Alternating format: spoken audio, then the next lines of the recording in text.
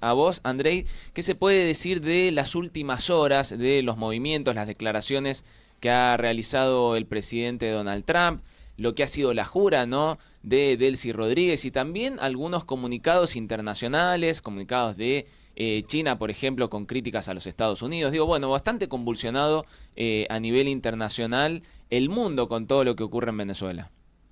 Sí, efectivamente. A ver, nos encontramos una etapa que es muy particular, porque existía cierta expectativa de que ante alguna operación de los Estados Unidos rápidamente se darían las instancias de una transición en la cual el presidente electo democráticamente por los venezolanos, Edmundo González, habría asumido ese rol. Pero la realidad del terreno ha cambiado bastante, ¿no? Y creo que la administración de Trump lo que está haciendo es que está siendo muy cauteloso de no generar un vacío de poder, porque uno de los miedos que existía es que ese vacío de poder justamente fortaleciera a actores armados estatales y paraestatales y pudieran interrumpir o sabotear cualquier tipo de proceso de transición democrática. Entonces la gestión de Trump ha medio que delegado esa función de transición en Delcy que obviamente no lo asume del todo, pero por otro lado quiere generar ciertas instancias de coordinación con los Estados Unidos para evitar posibles repercusiones contra su persona y tratando de gestionar una situación que es bastante caótica. Y te traigo a colación algo que pasó anoche, cuando algunas de las unidades que están en torno al Palacio de Miraflores desplegaron un dron para hacer vigilancia, no le avisaron a las otras fuerzas y eso terminó en un tiroteo con 2 heridos, pensando que estaban bajo ataque, cuando en verdad simplemente era una confusión, pero al comunicaciones y al haber tanta paranoia, el clima está muy tenso, entonces es una situación extremadamente volátil al interior de Venezuela. Sí, y sobre todo entendemos que va a ser así en los próximos días, ¿no? Con una situación ambigua quizás, la de Delcy Rodríguez. Digo, te lo consulto porque hubo una defensa, ¿no?, de Delcy Rodríguez, tanto a Maduro como su pareja ayer en la jura, pero a su vez Donald Trump dice que Rodríguez está colaborando, ¿no?, con su gobierno y que al menos en estos 30 días no habrá elecciones en Venezuela, o no hay alguna situación que indique que se podría estar preparando el país para nuevos comicios. Sí, a ver, por un lado, vamos primero con lo de las Sí. elecciones. En teoría, ante la ausencia del presidente, el presidente que es ilegítimo y usurpador del poder, estamos hablando de Nicolás Maduro, Ujú. se tendrían que convocar elecciones nuevas en Venezuela, ¿no? Entonces, obviamente, el chavismo, si quiere usar su argumento de que Maduro es un presidente legítimo, tendría que proceder por ese lado. La oposición dice, no, no hay ninguna elección que hacer porque justamente el presidente electo ya fue electo en las elecciones del 2024, ¿no? Después, Estados Unidos ha mostrado mucha habilidad en estos últimos meses para gestionar tensiones internas dentro de la coalición gobernante. Ujú. Recordemos de que el chavismo no está unificado del todo, hay muchos actores que compiten entre sí, entonces descabezar al régimen también aumenta esas tensiones. Y después, cuando tenés mensajes cruzados, como Delcy que dice, no, no, no, reivindicamos la soberanía venezolana y Maduro fue secuestrado, pero Trump sale a decir, no, no, no, ella está colaborando con nosotros, Ujú. eso dentro de esa coalición gobernante se generen dudas. ¿Para quién está trabajando Delcy? ¿Está colaborando o no está colaborando? Los otros actores se van a ver afectados porque ella está colaborando, entonces tienen que tomar una iniciativa. Entonces, eso genera esas tensiones que si aparte le sumamos, como por eso te mencionaba el escenario de ayer, Claro. una pequeña chispa hace que todo explote, Ujú. sea muy volátil, ¿no? Y Estados Unidos trata de gestionar un poco por ese lado para mantener esas tensiones, evitar unidad dentro del chavismo y con eso también tratar de ejercer cierto control, mientras a la vez les delegan esta responsabilidad de la transición porque saben que un vacío de poder puede ser lo más catastrófico que se dé en Venezuela. Ujú. Con es- Sí. Perdón, con esto que decís, Andrei, de que el chavismo no está unificado y que no se sabe más o menos de qué lado estaría la nueva presidenta, ¿corre peligro su vida? No sé si corre peligro su vida, pero está en un lugar complicado. Recordemos que Delcy, por ejemplo, no tiene una imputación en su contra, no hay un Ujú, pedido de captura internacional, ujú. no hay una recompensa por su captura. Entonces, ella tiene condiciones que le facilitan el diálogo con los Estados Unidos, pero a la vez que hacen pensar a los otros actores, por ejemplo, imaginemos a Diosdado Cabello, que tiene pedido de captura y 25 millones de dólares por su captura, ¿no? Sí. Él se está haciendo muchas preguntas de, pará, Delcy está negociando y yo me estoy quedando afuera, ¿me va a entregar a mí? ¿No? Entonces, ese son el tipo de tensiones que van generando. Ahora, estamos en un contexto en el cual, obviamente, esa volatilidad se presta para que cualquier actor piense que puede correr riesgo su vida, sobre todo cuando acabamos de ver una operación militar de 3 horas en la cual lograron llevarse a Maduro, ¿no? Entonces, yo creo que hay muchos con muchas dudas y no hay una claridad por parte del régimen sobre cómo sostenerse en este nuevo escenario. Por ellos están acostumbrados a que el tiempo juegue a favor de ellos, pero esta vez se mostró lo contrario, ¿no? Entonces, son muchas tensiones internas. Es como la hidra de 3 cabezas, Andrei. Cortaron la primera y salieron 3 de repente, y ahora ¿quién toma el poder más allá de que la cara es Delcy? Exactamente, y también en muchas de esas cabezas que salieron tampoco quieren tomar el poder, porque vuelve una figura como Diosdado Cabello, él históricamente ha preferido mantenerse en la segunda línea, en ejercer el poder, pero sin necesariamente un rol oficial, un rol comunicacional, o sea, el ponerlo, asumir la presidencia para él tendría un costo político y práctico muy elevado, ¿no? Entonces, también estos liderazgos, más allá de competir entre sí, tampoco tienen agendas que estén unificadas sobre cuáles son sus objetivos. No es que todos están peleando por ser el próximo presidente de Venezuela. Bueno, Delcy, de hecho, en el final de la presidencia de Hugo Chávez, no fue oposición, pero sí se había alejado un poco del gobierno.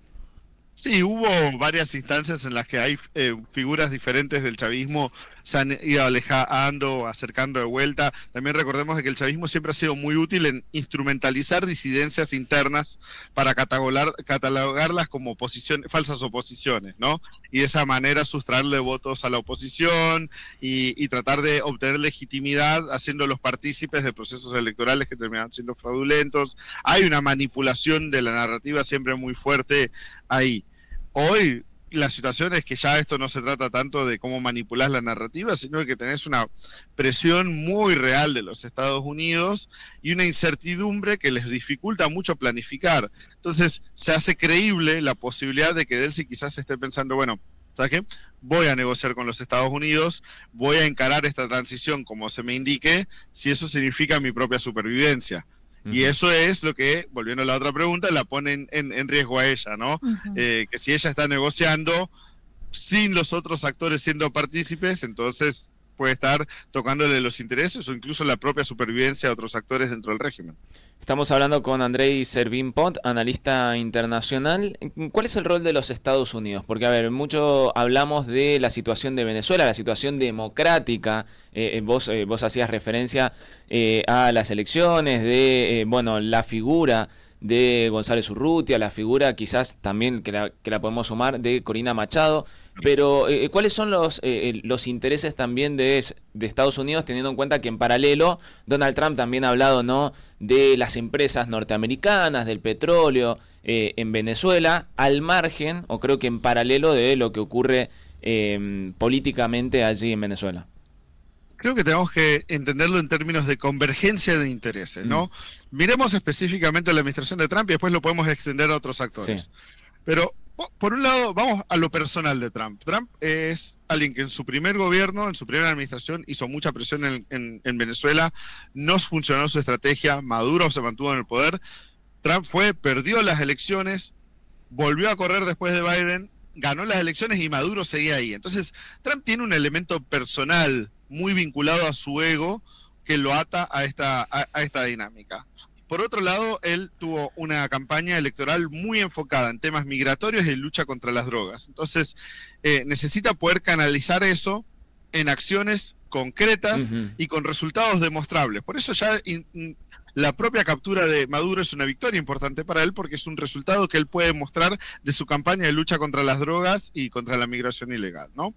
Pero por otro lado, vos miras a su gabinete y tenés figuras como Marco Rubio, que se quiere proyectar a sí mismo para las próximas elecciones presidenciales. Trump no va a ser candidato nuevamente, entonces hay una disputa que si J.D. Vance es el candidato ideal, pero Rubio, justamente a partir incluso del ataque, ha ido aumentando significativamente sus posibilidades. Y lo hace movilizando mucho voto latino, habiendo tenido un track record muy marcado en América Latina y queriendo también lograr este objetivo. Después entran cuestiones como lo que mencionabas del petróleo. En la discusión en torno al petróleo, Estados Unidos hoy en día es uno de los mayores productores del mundo, es un exportador neto de petróleo. Incluso muchos analistas del mercado dicen que si Venezuela el día de mañana pasase de 1 millón de barriles a 2 en el transcurso de 5 años, el impacto tampoco sería tan masivo sobre los mercados. Pero cuando hablan de petróleo, en verdad lo que están haciendo es que le están hablando al norteamericano de a pie del día a día, que quieren escuchar más petróleo, significa que baja el precio de la gasolina, y eso es muy importante en términos de la política doméstica norteamericana. Gasolina, nafta, barata, Sí, sí, sí. arpa mucho. Bien, y por otro lado, Andrei, ¿qué se puede analizar o qué es lo que va a pasar con la oposición? Particularmente González Urrutia, o bueno, Corina Machado, que ha dicho que luego de ya bastante tiempo fuera del país va a volver a Venezuela. A ver, es una situación compleja para la oposición porque tienen que gestionar, por un lado, expectativas internas, pero dos, el proceso no está bajo su absoluto control. Obviamente que hay una agenda muy marcada y eso incluye reenfatizar que el que ganó las elecciones fue el mundo, ¿no? Entonces, eso lo tienen que seguir trabajando. Hay muchas expectativas sobre el rol que van a tener en la transición o posterior a la transición. Por otro lado, también es importante de que no se quemen en la transición. Por eso creo que también Estados Unidos está haciendo tanto énfasis de que Delcy tiene que liderar esta instancia de transición. Porque en una transición hay muchas expectativas, hay muchas cosas que pueden fallar.